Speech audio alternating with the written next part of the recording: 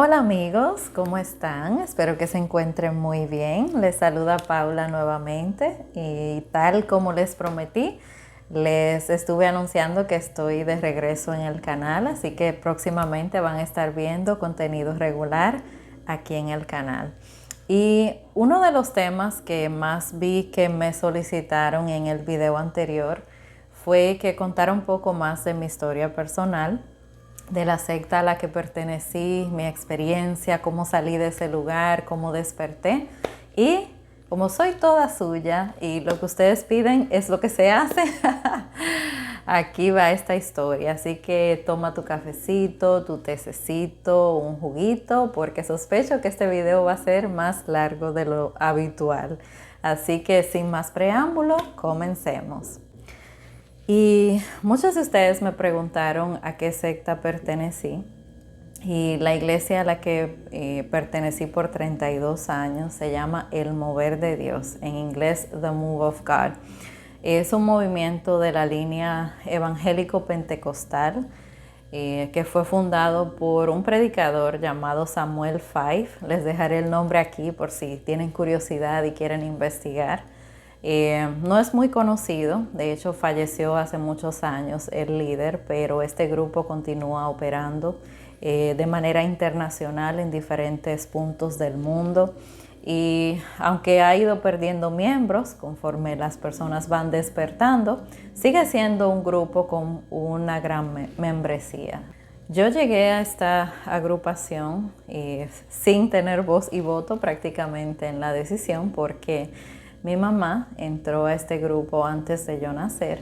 Ella se convirtió en cristiana muchos años antes de yo nacer.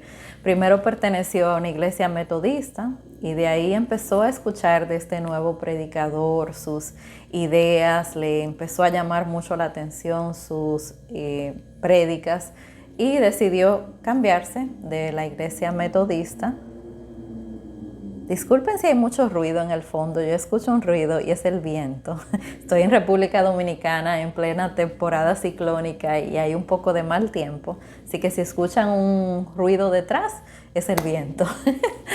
Pero bueno, mi mamá entró a este grupo antes de yo nacer y naturalmente me crió con las ideas de esta iglesia, y la iglesia en la que nos congregábamos era aquí.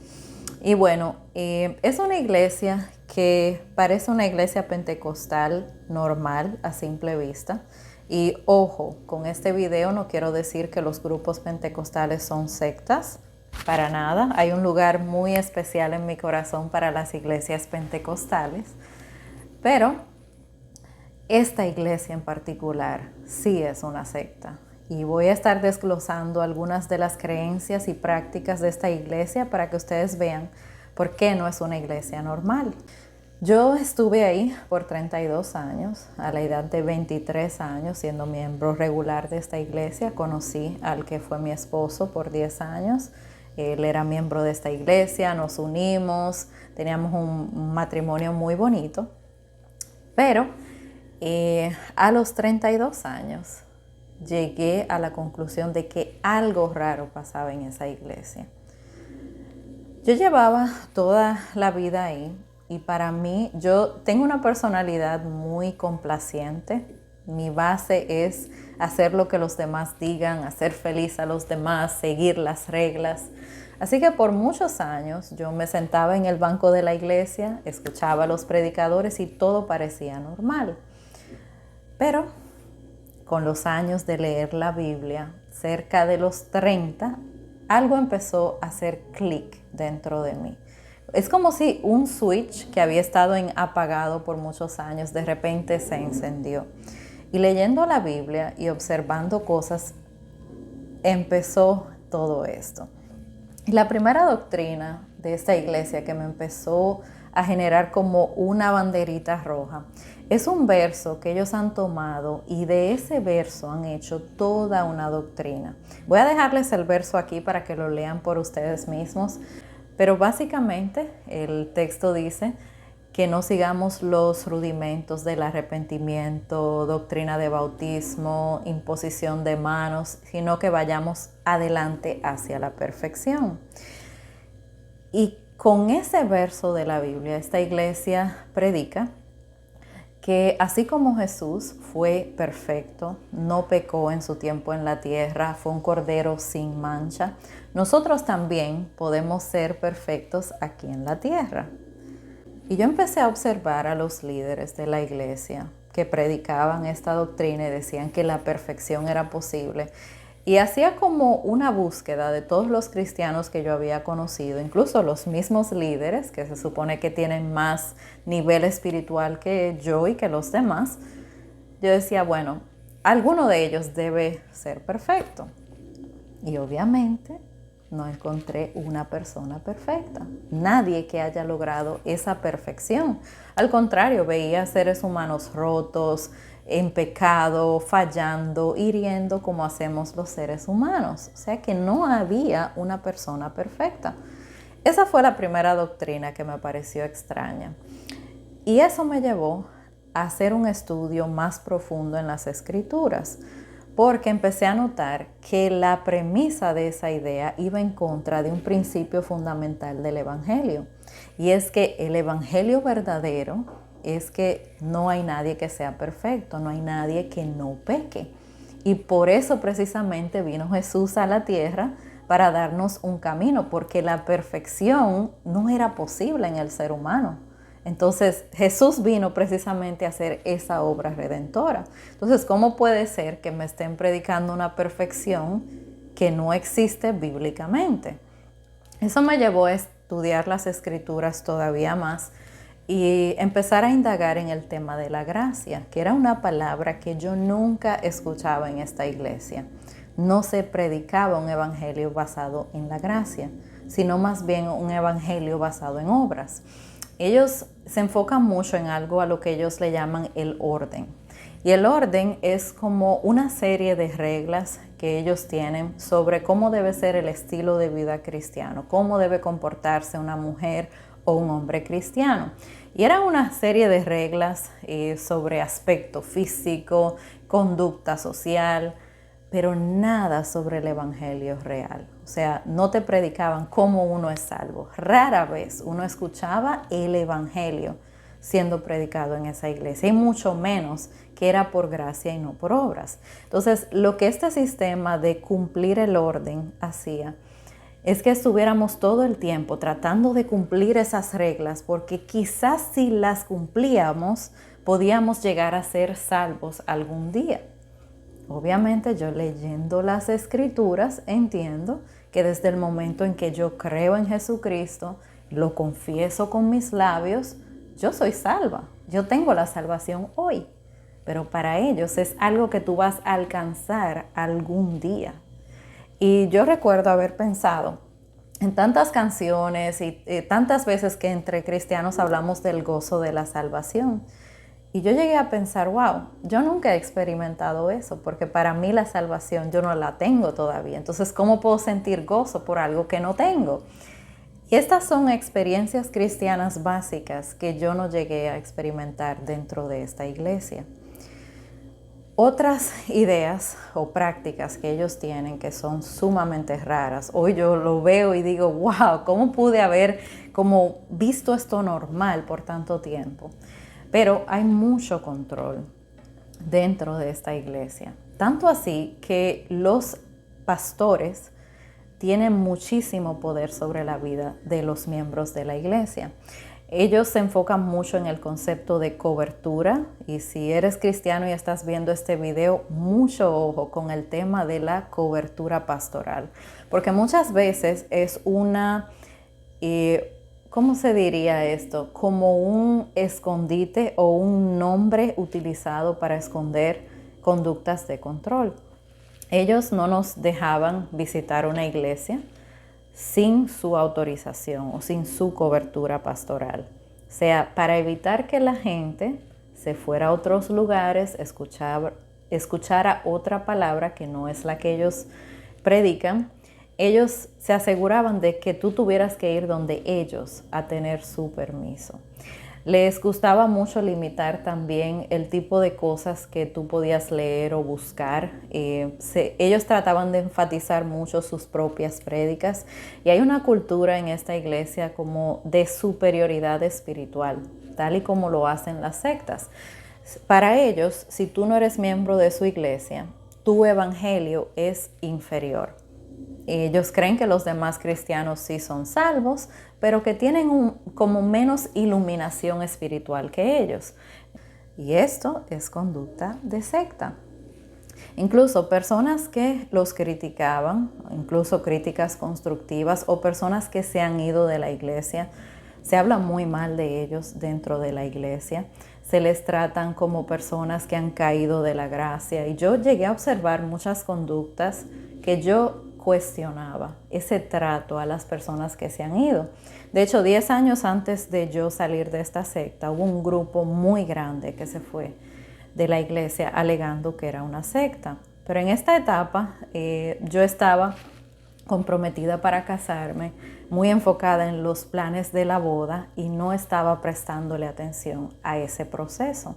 Pero sí llegué a presenciar cómo se habló de quienes se fueron y algo dentro de mí me decía que eso no estaba bien, que el amor hacia el prójimo del que habla la Biblia no se manifestaría de esa manera al alguien irse de la iglesia. Entonces empezaba a observar que la forma en que se trata al que se va es una bandera roja.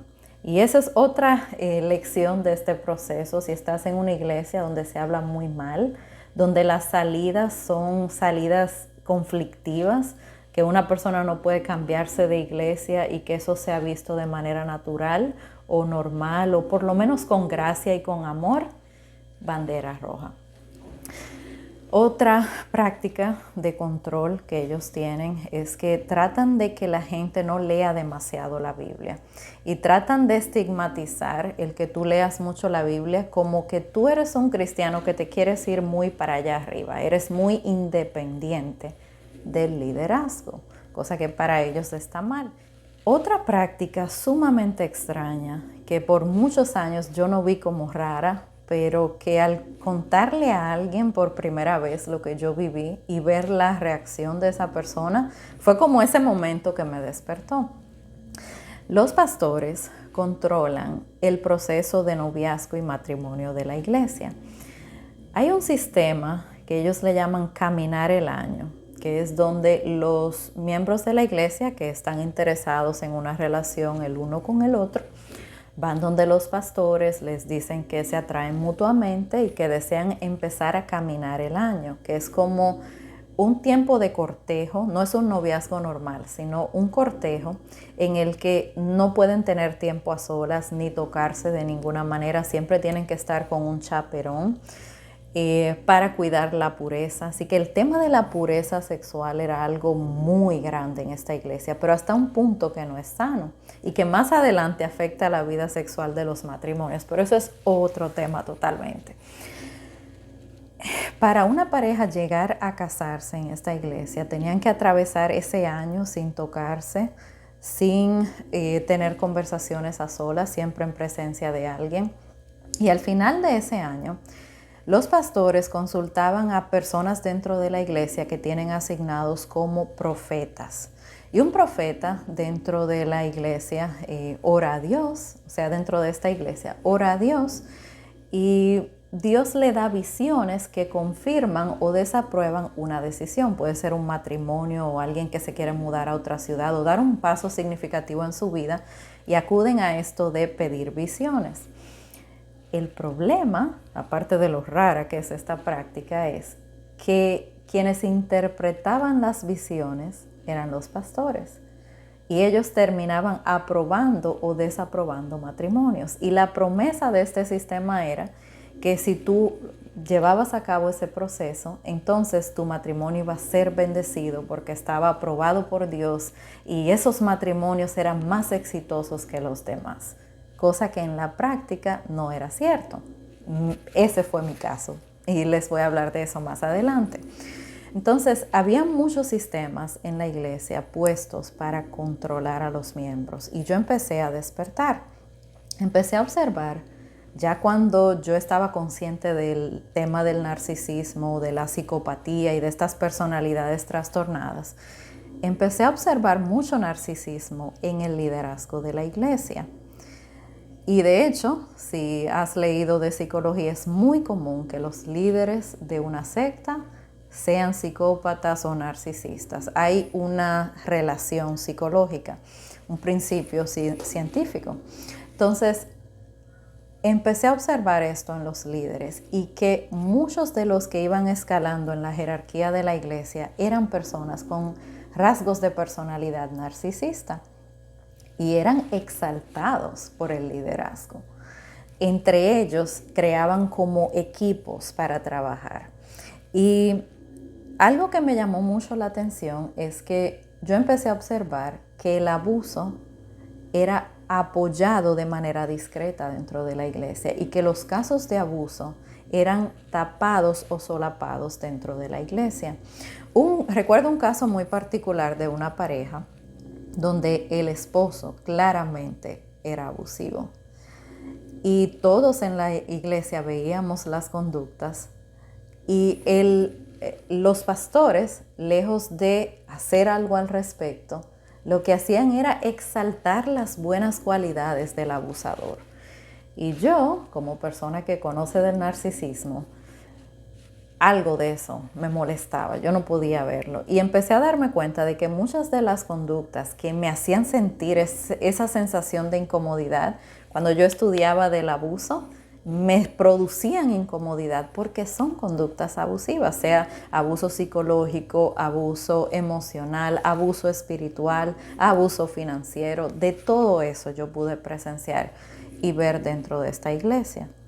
Y lo curioso de todo esto es que lo que me llevó a despertar fue el trabajo que yo estaba haciendo en este canal, porque en ese momento yo no había visto el abuso dentro de la iglesia. Había visto abuso en personas de la iglesia, pero no en el sistema de la iglesia en sí. Y a medida que yo me documentaba para responder inquietudes de ustedes, porque muchas mujeres que buscan información en este canal, hombres también, se han visto en la necesidad de huir de un abusador y la iglesia entera, lejos de apoyarles, lo que hacen es apoyar al abusador por todo el tema de la manipulación de las personas abusivas y vivieron encima del abuso narcisista o del tipo de abuso que hayan vivido, la experiencia de no tener el apoyo de las personas de su entorno o abuso espiritual incluso. Y para buscar información para compartir con ustedes y apoyarles, al estudiar el abuso espiritual, lo empecé a ver en mi propia iglesia. Y eso fue un momento que todavía hoy, cuando yo lo recuerdo, se me pone la piel de gallina porque me cambió la vida. Y literalmente todo lo que pasó después fue un cambio del cielo a la tierra. Yo no esperaba que esa simple investigación del abuso espiritual iba a llevar a un cambio total de mi vida. Empecé a estudiar el trabajo de un conocido investigador sobre sectas que de hecho estuvo en una secta y salió y se dedica hoy en día a educar sobre ese tema. Le dejaré el nombre del investigador acá porque ahora como que no lo recuerdo muy bien. Pero empecé a hacer una comparación entre las conductas de sectas que este investigador describía y las conductas que yo estaba observando, renglón por renglón. Y esta secta era como que yo le hacía check a cada uno de los criterios, lo cual me convenció más. Pero esto me puso en un gran dilema porque en ese momento yo estaba casada con alguien de la iglesia. Y cada vez que yo quería traerle mis preocupaciones sobre el tema del abuso espiritual que yo estaba viendo, de que estas cosas no solo eran problemas normales de una iglesia, esto era algo realmente problemático, él ponía paredes y no quería escuchar. Intenté en varias ocasiones la misma pared. Entonces yo sabía por cómo funcionan las sectas y lo que pasa cuando una persona se va, que si yo daba el paso de irme sin mi pareja irse también, eso podía poner en riesgo nuestro matrimonio. Así que traté de quedarme en la iglesia. ver cómo Dios me daba las fuerzas para quedarme ahí viendo lo que yo estaba viendo. Pero llegó un punto en que yo no podía estar ahí. Y llegó a ser tan fuerte que a veces yo llegaba a faltar a la iglesia y a no congregarme porque no quería estar en ese lugar. Entonces mi oración empezó a cambiar de oraciones para que Dios abriera los ojos de quien fue mi pareja a Dios, ¿qué hago? Porque Él no lo ve y no creo que a menos que tú hagas un milagro, Él realmente lo va a ver, Él está negado. Así que empecé a cambiar mi oración, a ver si Dios me decía que permaneciera en oración o si me iba. Y en ese proceso, recuerdo que un día hice una oración y le pedí a Dios una confirmación más. Por favor, Dios, si tomo esta decisión, lo que queda cuando uno está en una secta es irse. Realmente es lo más sano. Pero ¿cómo me voy si mi pareja no lo ve? Si tengo que dar el paso de irme, tengo que estar segura de lo que voy a hacer. Le pedí al Señor que me diera una confirmación y sentada al día siguiente en la computadora, me viene ese pensamiento: googlea el nombre de la iglesia. Que buscara en Google el nombre de la iglesia.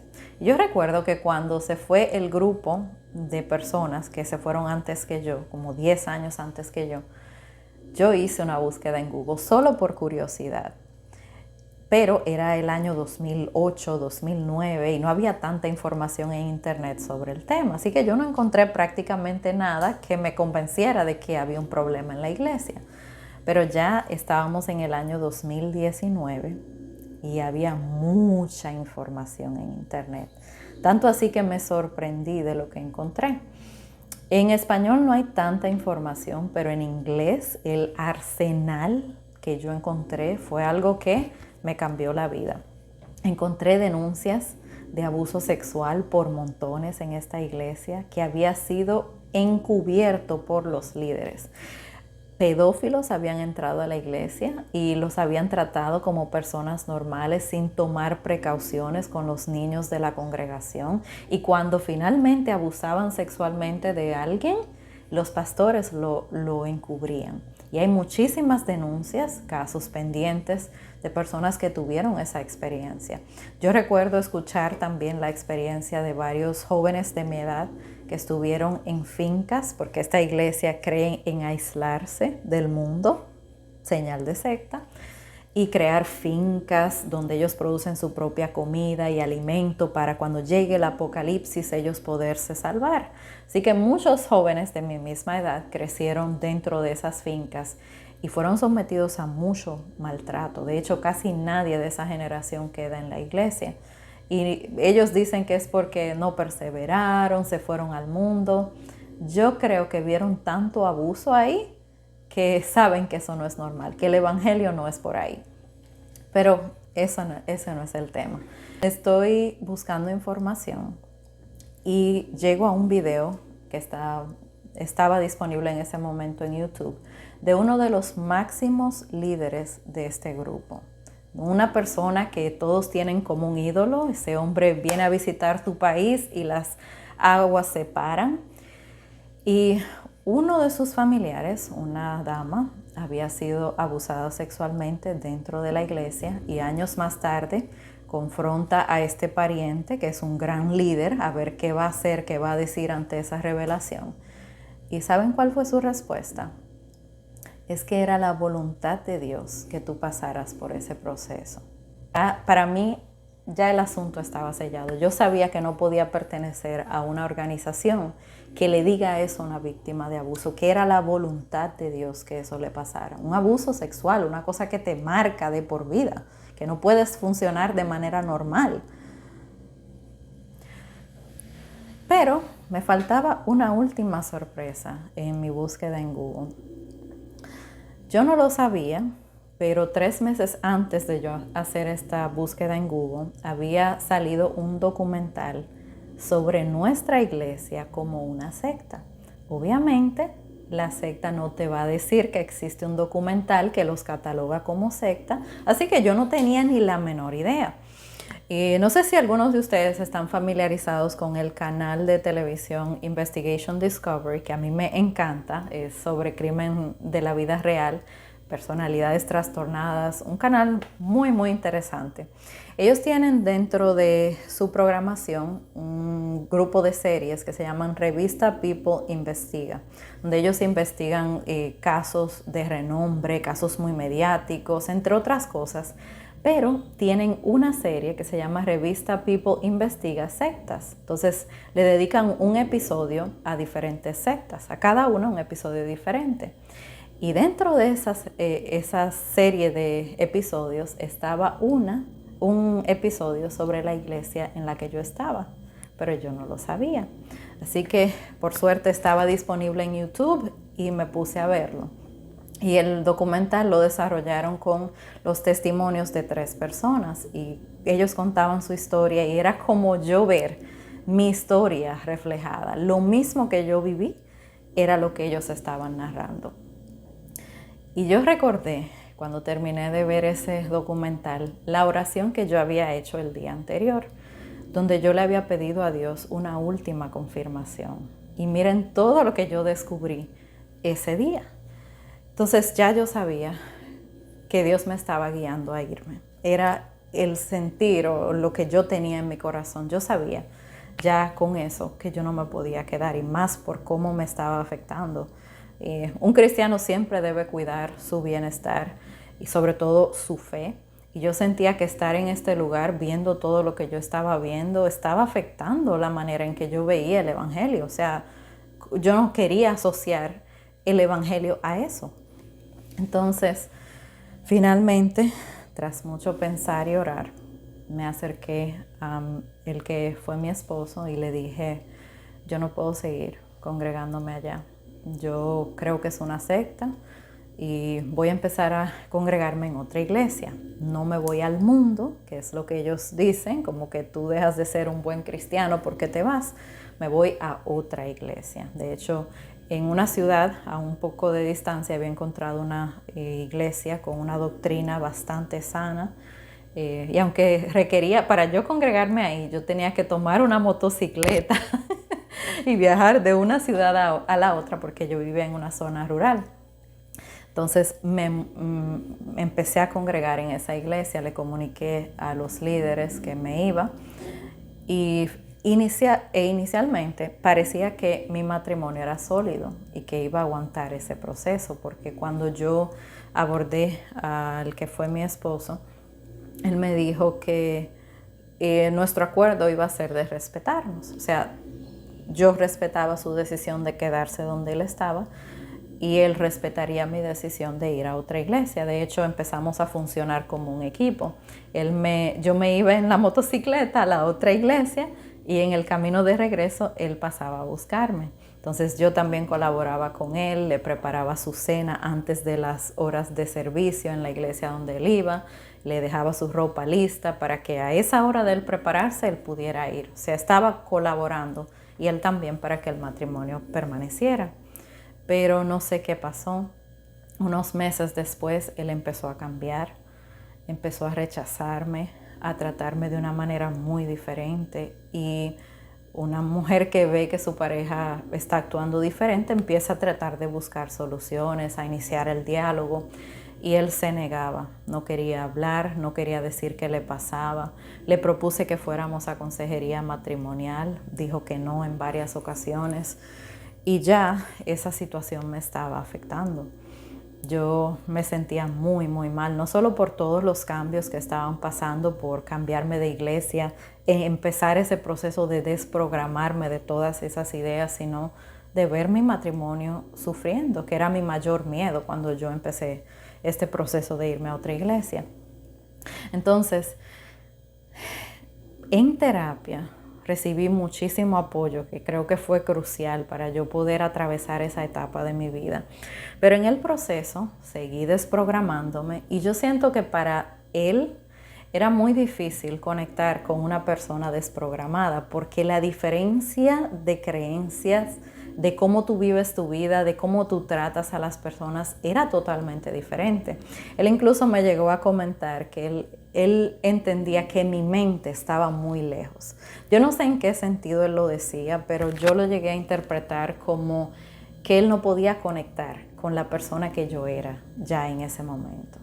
Y bueno, el matrimonio se fue poniendo muy difícil hasta que un año después, en nuestro 10º año de matrimonio, tras mucho intento de reparación de mi parte, de ver qué podíamos hacer, me comunicó que se quería separar. Entonces, ya yo llevaba un buen tiempo luchando por salvar el matrimonio y ese día que él me comunicó de esa separación, yo tenía tanta paz dentro de mí, sabía que yo no podía seguir insistiendo, que ya yo estaba desgastada y él también. Entonces, como dice un verso de la Biblia, que a paz nos llamó Dios, es cierto, incluso dice la Biblia que si hay un incrédulo y un creyente dentro de una relación y el incrédulo se quiere ir, hay que dejarlo ir, no insistir por retener a esa persona. Y aunque no era un caso idéntico a ese verso bíblico, yo entendí que tenía que dejarlo ir, pero no empecé un proceso de divorcio, porque para mí no había motivos bíblicos para nosotros separarnos. 9 meses después me llamó, solicitó el divorcio y poco tiempo después inició una nueva vida con alguien de esa iglesia. Así que ese proceso representó para mí un gran cambio porque tuve que mudarme a otra ciudad a buscar empleo porque yo vivía en un campito donde no había trabajo. Me acababa de graduar de la universidad, pero no tenía experiencia laboral en mi área, así que tuve que tomar un empleo de inicio con un salario muy mínimo. Pasé toda clase de vicisitudes, empezando de nuevo en una ciudad donde yo no conocía a nadie, pero quizás algo bonito que viví de ese proceso es que Dios nunca nos abandona. Y yo recuerdo que viviendo todas esas situaciones, Dios nunca me dejó, ni permitió que yo pasara grandes necesidades, o sea, que yo no tuviera lo necesario. Creo que esa es la promesa de Dios para las mujeres que son abandonadas o las mujeres que han vivido abuso. Dios no te va a dejar sola. En esa etapa yo estaba muy sola porque todo mi círculo social había estado en esa secta. Me tuve que mudar a una nueva ciudad y yo le pedí a Dios que me diera amigos. Y Dios me regaló las amistades más bonitas que yo pude haberle pedido. De hecho, si ellas me están viendo, las amo. Tengo un grupo no solo de una amiga, sino de 6 amigas. Somos un grupo de 6. Y es la amistad más bonita que yo he podido pedirle al Señor. Un grupo de mujeres cristianas, de buenos valores, algo sumamente bonito. Después de ese proceso, Dios abrió puertas para mí en lo laboral, me proveyó un trabajo que amo y Dios me abrió una puerta que yo nunca pensé que se abriría para mí. De hecho, hoy en día vivo en otra ciudad, vivo en Punta Cana. Para los que conocen de República Dominicana, es la ciudad más paradisíaca de nuestro país, un punto turístico grandísimo y tengo una vida de sueño, que yo creo que si yo se la pedí a Dios así, no iba a quedar tan bien que como Dios armó todo. Doy gracias a Dios por mi proceso. Yo les agradezco el tiempo que estuvieron sin saber nada de mí. Se debió a este proceso por el que yo estaba atravesando, pero para los que se preocuparon, no hay nada de qué preocuparse. Dios se ha encargado de todo. Estoy feliz, me siento en una muy bonita etapa de mi vida y lista para lo que Dios quiera hacer conmigo. Así que les agradezco que se hayan quedado hasta aquí en esta larga historia, este largo relato. Tengo un recurso para los que han vivido la experiencia del abuso espiritual, han estado en una secta o en una iglesia con funcionamiento no sano y que quieren apoyo, quieren hacer preguntas y que alguien les responda, que sepa de lo que ellos le están contando. Y es un grupo de apoyo en Facebook, les dejaré el nombre aquí en la pantalla para que puedan verlo. Es un grupo creado para ustedes, para que obtengan el apoyo tan crucial que necesitan en ese momento. Así que también en la descripción del video está la información. También hay un grupo de apoyo para sobrevivientes de abuso narcisista, para que cuando te sientas aislado luchando con un narcisista o con una campaña de difamación, tengas donde desahogarte, donde buscar consejo de otros sobrevivientes. Así que hay muchos recursos para ayudarte, no estás solo. Así que gracias por sintonizar, por acompañarme, por su amor para mí. Créanme que es mutuo. Nos veremos en una próxima ocasión con la siguiente entrega del tema que ustedes me hayan pedido. Así que no olvides pasar por los comentarios y decirme de qué te gustaría que hablara en el canal. Así que sin más por el momento, un abrazo, Dios te bendiga grandemente y gracias por sintonizar. Bye bye.